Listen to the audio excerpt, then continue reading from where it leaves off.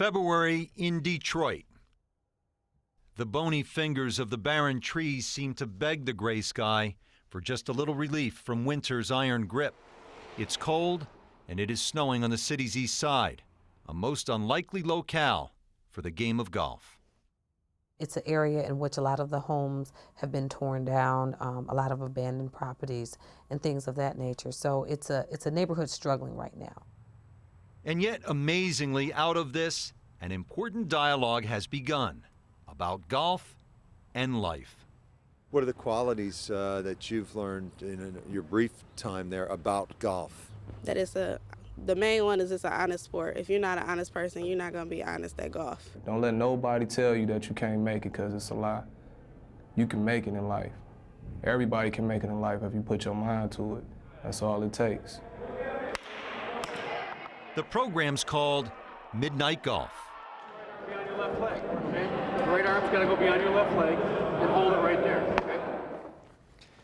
The Midnight Golf program is modeled after the highly successful Midnight Basketball League, which is currently being conducted in well over 50 communities across the country. And the idea really is very simple. You take at-risk young adults off the inner city streets and you put them into supervised activities, and you do it during the evening hours when people are much more susceptible to getting into trouble.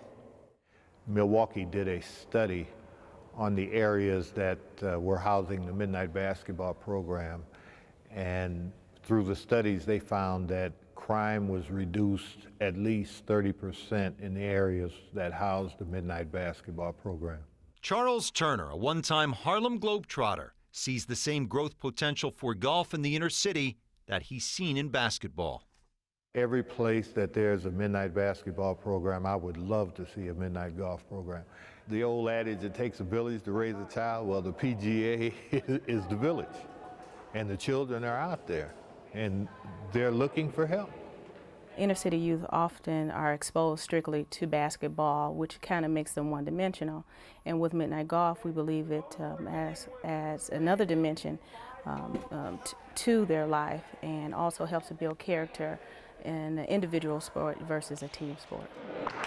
Twice a week for 32 weeks, kids aged 17 to 22, under the direction of numerous adult mentors, come to the Franklin Wright settlement for lessons on the swing, courtesy teaching members of the PGA of America, which donates equipment and instruction. Rules of the game. If you make a 5 or a 6, that's what you make. And life skills, like the stock market. Who wants to make some money? To get them off the streets and use golf as a hook, if you will, to be able to teach life skills and use that to take kids that are at risk otherwise, potentially, and turn their lives into a great positive and use golf as a vehicle. It was a no-brainer for us. The program, filters out farther than just 5:30 to 9:30. After this program, these people are part of our lives, and it's like I said earlier, it's like having a second family. Driving in that first time, I got to admit I was a little bit nervous and scared. Well, now they couldn't get me away. Unless they throw me out, I'm in. They don't look at color. Color to them is nothing. They don't have that. They just think, long as you're there giving them some attention and you care and you talk to them, that's what they want. The first few times I came here, you might just get a, hey, how's it going, or see you later.